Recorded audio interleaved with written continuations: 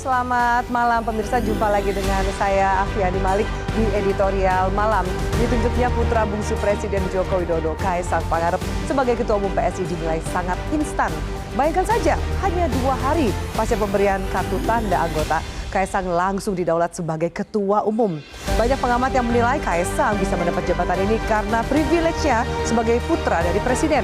Ditambah lagi sangat kental cawe-cawe Presiden Joko Widodo dalam terpilihnya Kaisang untuk suksesi Pilpres 2024 mendatang. Ini akan kami sajikan dalam editorial pada malam hari ini, Karpet Merah Putra Presiden. Bersama saya, Afiani Malik.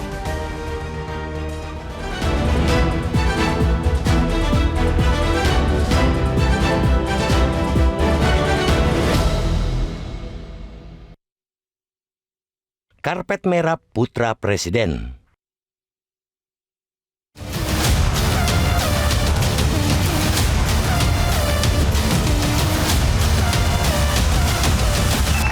Beri tepuk tangan yang meriah untuk Ketua Umum baru kita, Bro Kaisang Pangarep. Kaisang Pangarep mungkin satu-satunya politikus yang karirnya paling moncer di negeri ini. Betapa tidak, putra bungsu Presiden Joko Widodo itu langsung ditunjuk sebagai Ketua Umum Partai Solidaritas Indonesia atau PSI hanya selang sehari setelah menjadi anggota partai tersebut. Padahal sebelumnya anak muda berusia 28 tahun itu hanyalah seorang pengusaha kuliner dan belum pernah punya pengalaman di bidang politik. Bandingkan misalnya dengan Agus Harimurti Yudhoyono atau AHY, putra Presiden Republik Indonesia ke-6 Susilo Bambang Yudhoyono yang pernah bertarung di Pilkada DKI 2017 sebelum akhirnya terpilih secara aklamasi menjadi Ketua Umum Partai Demokrat untuk menggantikan ayahnya pada 2020. Jika dibandingkan AHY, prestasi Kaisang lebih hebat karena partai yang dipimpinnya bukanlah partai milik sang ayah. Ia boleh dibilang pendatang baru di PSI. Namun justru inilah yang justru membuat publik jadi bertanya-tanya, mengapa PSI mendapuk dia sebagai Ketua Umum menggantikan Giring Ganesa?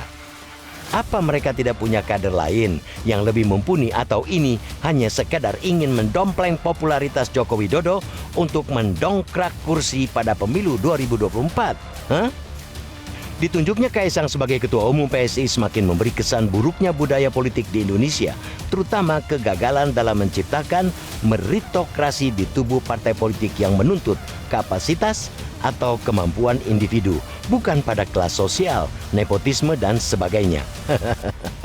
Pertanyaan lainnya yang juga mengusik publik, mengapa pula Joko Widodo merestui putra bungsunya itu bergabung ke PSI, bukannya ke PDIP yang notabene merupakan partai yang mengusungnya sebagai presiden? Tidak salah jika ada sebagian pengamat menilai hubungan Joko Widodo dengan PDIP sudah kurang mesra. Apalagi publik pun tahu Joko Widodo belakangan lebih akrab dengan Prabowo Subianto, capres yang juga didukung PSI. Apa ini juga ada campur tangan atau cawe-cawe sang presiden? Keputusan seseorang untuk bergabung dengan partai politik A atau B memang merupakan hak pribadi setiap individu. Tidak ada satupun aturan yang melarang. Namun, setiap parpol tentu harus punya mekanisme untuk menjaring keanggotaannya. Entah itu sekadar simpatisan, anggota biasa, kader, ataupun anggota kehormatan. Apalagi untuk menjadi seorang ketua umum. Minimal ada kriteria-kriteria maupun prasyarat tertentu yang tertuang dalam anggaran dasar dan anggaran rumah tangga. Mekanisme semacam ini penting agar anggota parpol lebih berkualitas dan memiliki integritas. Hal ini hanya dapat ditumbuhkan melalui tempaan pendidikan politik di tubuh parpol. Tidak bisa simsalabim. Mengelola parpol tidak bisa main-main, apalagi ia memiliki peran penting dalam sebuah negara demokrasi. Parpol adalah pilar demokrasi sekaligus wadah untuk menyalurkan aspirasi, tidak hanya bagi anggotanya, tetapi juga masyarakat secara keseluruhan. Fungsi lainnya, ia juga dapat menjadi sarana pendidikan politik bagi masyarakat. Minimal, parpol harus dapat menjadi contoh bagaimana mengelola organisasi secara transparan, akuntabel, dan demokratis.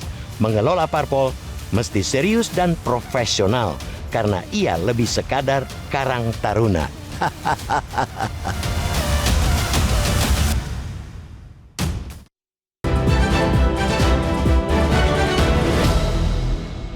Dan itu akan kami sajikan dalam editorial pada malam hari ini pemirsa, karpet merah putra presiden. Dan sudah bersama dengan saya anggota Dewan Redaksi Media Group, Bang Don Bosco Salamun. Bang Don, selamat malam. Kita membahas sesuatu yang viral dan menjadi pembahasan sejak kemarin nih Bang Don. Untuk melengkapi diskusi kita putarkan dulu statement Kaesang saat diangkat menjadi Ketua Umum PSI berikut ini. Saya sadar banyak anak-anak muda yang pesimis dan sinis dengan politik. Saya tidak bisa nyalain mereka. Betapa tidak, politik terlanjur diasosiasikan sebagai pusatnya berantem, fitnah, hoax, korupsi, money politik, dan sebagainya.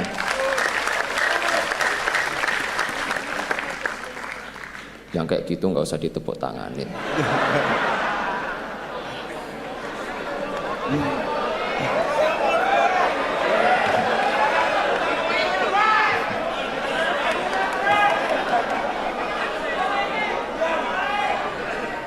Tapi izinkan saya melihat dari kacamata yang lain, kacamata optimisme, bahwa politik bila dilakukan secara benar oleh orang yang tepat, maka politik akan menjadi sumber kebaikan dan kesejahteraan. Baik, pemirsa, kita langsung bahas. Bang Don, bisa dikatakan itu pidato perdananya Kaesang sebagai Ketua Umum dari PSI, Partai Solidaritas Indonesia.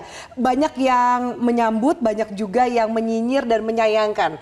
Kalau kita lihat malam ini redaksional kita, bagaimana melihat Kaesang menjadi Ketua Umum PSI sebagai putra dari Presiden? Sedikit komentar, Raffi. Saya simak pidato Kaesang.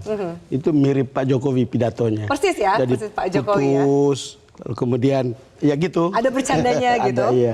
Tapi ini menarik memang. Tapi memang editorial hari ini mengkritik. Kenapa kok tiba-tiba Kaesang hanya 2 hari menjadi anggota lalu kemudian jadi ketum. Iya. Itu dianggap merusak meritokrasi, rekrutmen politik begitu. Lalu kemudian ada juga kritik terhadap PSI. Kenapa kemudian mengangkat ketua umum dengan cara seperti itu gitu. Ada juga kritik mengatakan kenapa Pak Jokowi merestui gitu. Itu kira-kira kritik terhadap hal seperti ini. Lalu kemudian ya kritik terhadap politik dinasti lah. Karena politik dinasti lah ini kan dianggap sebagai dekat dengan urusan korupsi, dekat dengan persoalan yang membuat demokrasi tidak jalan baik. Kemudian itu tadi merusak meritokrasi. Kemudian itu rata-rata umum orang bicara tentang nggak bagus itu politik dinasti itu. Walaupun selalu ada pengecualian. Tidak selamanya jelek. Ada juga pengecualian bahwa itu akan hasilnya baik. Tapi ujung dari semua itu adalah pasti ada kalkulasi politiknya. Ketika kita bilang apakah itu tiba-tiba? Tidak juga. 7 bulan lalu Pak Jokowi itu bicara di PSI mengatakan bahwa PSI itu partai anak muda. Dan anak muda itu 60% akan menjadi pemilih dari 17 ke 40 dan itu mereka harus jangan jadi followers, mereka harus jadi trendsetter dan mereka inilah prospek untuk mereka. Ini strategi yang mereka lakukan gitu ya. Salah satu pilihan kemudian kan jatuh pada orang seperti Kaesang yang bisa lebih ikonik dibanding dengan ini. Tentu kemudian ada kalkulasi politiknya dan kalau kita lihat kalkulasi politik seperti misalnya Kaesang tentu ada opportunity politik. Lalu kemudian dari PSI, kalau kita lihat dan saya dengar dan saya baca dari semua peneliti atau pengamat pada hari ini, yang kelihatan akan menang banyak itu adalah PSI. Gitu. Tentu Pak Jokowi juga menang banyak karena ada efek Jokowi efek yang bisa diraih oleh PSI dari mengangkat Kaesang sebagai ketua umum. Itu betul. Katakanlah begini, ini Kaesang itu di belakangnya adalah Jokowi. Kemudian Kaesang dalam pidatonya mengatakan meminta semua relawan bekerja. Relawan itu relawan Jokowi yang sebagian ada di PSI, sebagian di luar. Lalu kemudian pemilih Jokowi juga banyak gitu. Yang oleh Denny JA saya baca di dalam sebuah pernyataannya. Dia bilang akan ada 3-5% pemilih Jokowi itu akan memilih PSI. Tetapi anak muda ya? Iya, anak muda.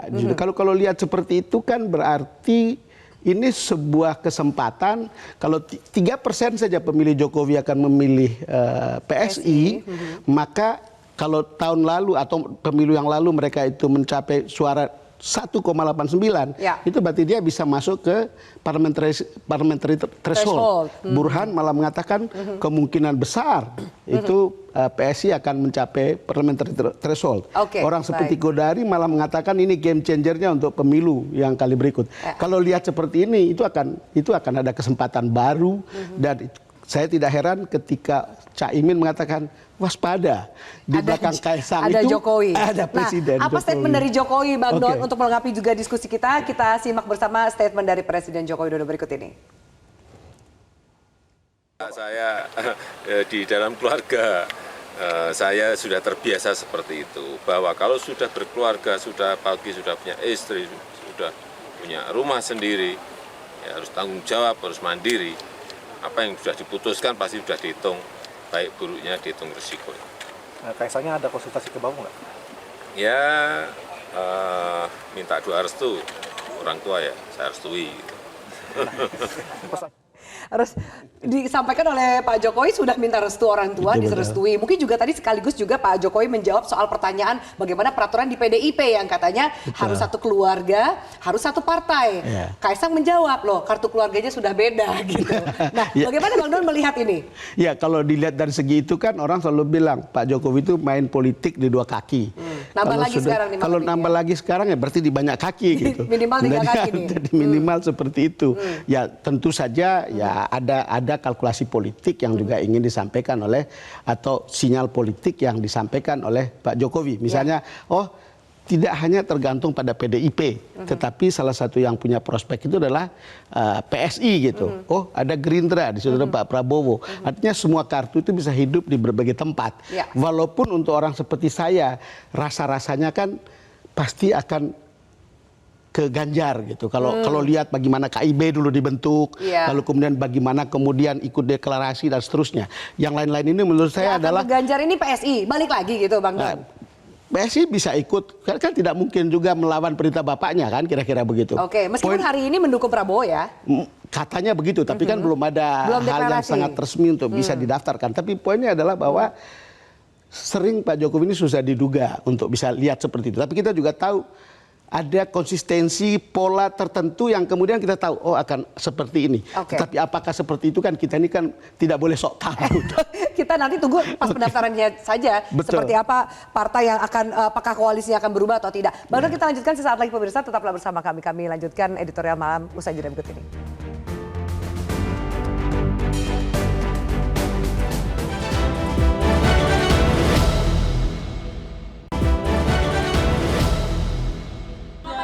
Ya, selamat untuk Mas Kaisang. Ada khawatir dukungannya ke Pak Prabowo nggak Pak Kaisang? Jadi ketua PSI kok khawatir, jadi ketua PSI bagaimana selamat buat Mas Kaisang gitu. Ya, disampaikan selamat dari Mas Ganjar gitu kan, Bang Don. Nah, kalau Bang Don tadi menyambung pembicaraan kita, ada pengamat yang mengatakan bahwa ini justru mempertegas dukungan Pak Jokowi kepada Pak Prabowo karena PSI ini kan bisa dikatakan dekatlah dengan Koalisi Indonesia Maju. Sementara kan berbeda dengan koalisi yang satunya lagi nih. Tapi ada juga pengamat yang mengatakan bahwa jangan-jangan ini langkahnya Jokowi untuk menarik kembali PSI mendukung ke Ganjar. Ya, kita hanya menebak-nebak. Yang mana yang lebih mungkin menurut Bang Don? Kita hanya menebak-nebak, tapi tidak ada yang tahu sampai pada hari hanya. Tetapi sekali lagi saya bilang, kalau kita ikuti polanya, misalnya begini, KIB dulu dibentuk betul-betul untuk Ganjar. Tapi ketika Ibu Mega mengambil alih Ganjar, KIB boleh bubar. Kan kira-kira begitu. Kalau lihat pola itu, gitu. Tetapi kemudian kalau lihat cara perlakuan KIB, lalu kemudian kita lihat hubungan antara PDIP dan Pak Jokowi yang kelihatannya seperti ada suam-suam kuku begitu, walaupun teman-teman di PDIP bilang, enggak, semuanya baik-baik saja. Kan itu kemudian orang mengatakan, gestur politik Pak Jokowi itu ke Prabowo gitu. Tapi sekali lagi saya pernah dalam kesempatan ini, saya mengutip seorang politisi yang ketemu Pak Jokowi di Medan sepulang dari Afrika. Ditanya sama dia, Bapak Presiden, dukung Prabowo apa Ganjar? Lalu langsung dibilang, loh saya kan deklarasinya Ganjar. Itu pintar-pintarnya tim Pak Prabowo aja untuk kemudian membuat itu nempel begitu. Dan itu tidak dilakukan oleh tim PDIP dan Ganjar. Ya. Apakah benar juga begitu? Itu juga kan saya hanya mengatakan faktanya. Ya. Tetapi sekali lagi kita masih harus menunggu beberapa waktu ke depan. Ya. Mungkin akan makin jelas ketika misalnya Rakernas PDIP yang akan berlangsung tanggal 29 atau tanggal 30 dalam waktu Itu mungkin dekat, momentum kira-kira. yang paling dekat untuk Mungkin semakin akan lebih dekat ke sana. membaca gitu. Bang Don, kalau kita lihat juga sebenarnya Kaisang itu juga anak muda yang jelas punya Betul. public figure. Betul. Lalu kemudian di umur 29 tahun juga sudah berkiprah menjadi pengusaha kuliner. Ulang tahunnya katanya kemarin, betul? Ulang tahunnya tanggal 25 September. Kita lihat profilnya seperti apa Kaisang ini, Bang Don. Ya. Nah ini Betul. benar kan kemarin 25 September? Betul. Jadi kemarin dia ulang tahun jadi Kaisang adalah jadi ketua umum PSI ya. Nah, termasuk juga kami tampilkan dari latar belakang keluarganya. Suka atau tidak, Kaisang ini datang dari latar belakang keluarga yang juga sudah berpolitik. Jelas ayahnya presiden 2 periode, kakaknya Gibran juga wali kota Solo, iparnya juga wali kota Medan gitu. Jadi nggak sembarangan, bukan hanya 0 saja ini. Afi, semua ayah itu pasti punya cita-cita tentang anaknya. Tidak kecuali kalau seorang ayah itu jadi presiden. Coba lihat, waktu masa Pak Harto, anak-anaknya dibina tapi jadi pengusaha. Hampir semua jadi pengusaha. Kemudian Pak SBY bina putranya yang namanya Ibas sama AHY. Ibas jadi politisi, AHY kemudian tinggalkan tentara lalu kemudian jadi politisi.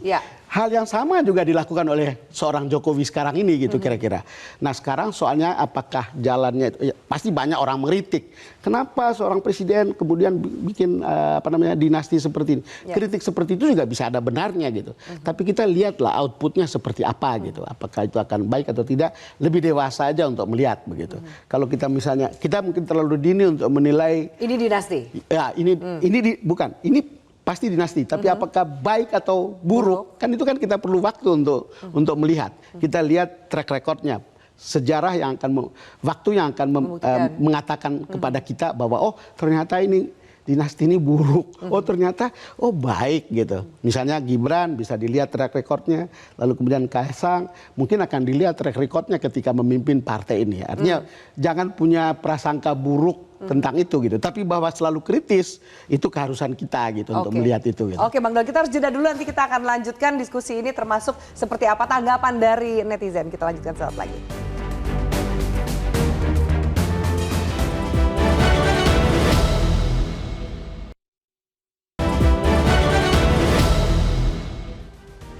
Ya baik, pemirsa kami tampilkan ini pola yang kami lakukan di sejumlah media sosial. Di aplikasi X @Metro TV ditunjuknya Kaisang sebagai ketum PSI merupakan bagian dari cawe-cawe presiden di Pilpres. Pertanyaannya adalah seperti itu Bang Don, jawabannya ya. Hampir bulat 80% mengatakan iya dan 20% mengatakan tidak. Apakah kemudian angka yang berbeda? Oh dari Facebook ternyata 50-50, ada yang mengatakan enggak, ini sepertinya Kaisang menempuh jalan sendiri seperti yang disampaikan dalam pidatonya gitu, tapi juga melihat bahwa adalah campur tangan dari ayahnya yang juga adalah presiden dalam terpilihnya Kaisang sebagai ketum PSI. Kita simak bersama seperti apa tanggapan dari netizen dari @beas. Baru 2 hari bergabung sudah jadi ketua, hebat ya. Sebenarnya kamu muji Beas atau nyinyir nih. Lalu kemudian ada @sarta, nepotisme semakin merajalela. Udah seperti itu. Nah Bang Don, mungkin juga banyak orang yang melihat aduh ini bisa benar atau tidak karena mengatakan nepotisme, memanfaatkan kondisi atau jabatan tertentu, apalagi ada presiden. Nah tapi PSI dan Kaisang ini sepertinya juga bukan udah dapat banget nih kayaknya Kaisang anak muda. Kalau dipilih partai lain kayaknya juga nggak berkembang buat Kaisang. Jadi saya rasa PSI-nya yang cerdas. Lalu kemudian Kaisang melihat ada opportunity di situ. Pak Jokowi juga pasti melihat ada opportunity di situ. Akhirnya ketemulah kepentingannya. Ketika kalau menggunakan kata Pak Jokowi, ketika kerak kepentingannya, ayo jalan. Itu kira-kira ya. Udah bersambut lah sama-sama gitu ya. Bersambut dan kemudian ya sekarang kita tinggal melihat prospeknya apakah seperti itu. Kalau lihat dengar pidatonya Kaisang, kan targetnya kan parliamentary threshold. Ya, tembus Senayan lah gitu ya. Kalau sudah bisa itu juga sebuah langkah yang bagus. Dan itu kan berarti punya track record untuk mengembangkan partainya. Tapi coba tadi kalau dengar kutipannya, kan partai-partai atau politik selama ini dianggap soal korup, soal saling fitnah, soal saling hoax dan seterusnya. Lalu kemudian datang dengan pikiran untuk politik dengan gembira, dengan optimis dan seterusnya. Itu kan khas anak muda ya. Nah sekarang apakah betul mereka nanti bisa ditarik dalam konteks itu? Ya tentu tidak sederhana seperti yang kita omongin. Kita lihat saja. Ya, kita lihat dan tidak depan. sederhana seperti yang kita omongin. Karena semua partai juga pasti berjuang. Cuman Caimin benar untuk mengatakan, mengingatkan bahwa begitu ada PSI dengan Kaisang itu kita harus waspada. Kenapa? Di belakangnya ada Presiden Jokowi. Yang mana ayahnya. Oke baik, Bang Don terima kasih banyak untuk diskusi kita pada malam hari ini. Sama-sama. Dan juga pemirsa terima kasih banyak atas atensi Anda. Kita akan jumpa lagi di editorial malam berikutnya. Selamat malam, sampai jumpa.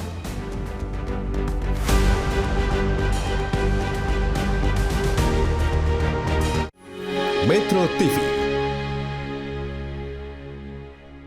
Jelajahi cara baru mendapatkan informasi. Download Metro TV Extend sekarang.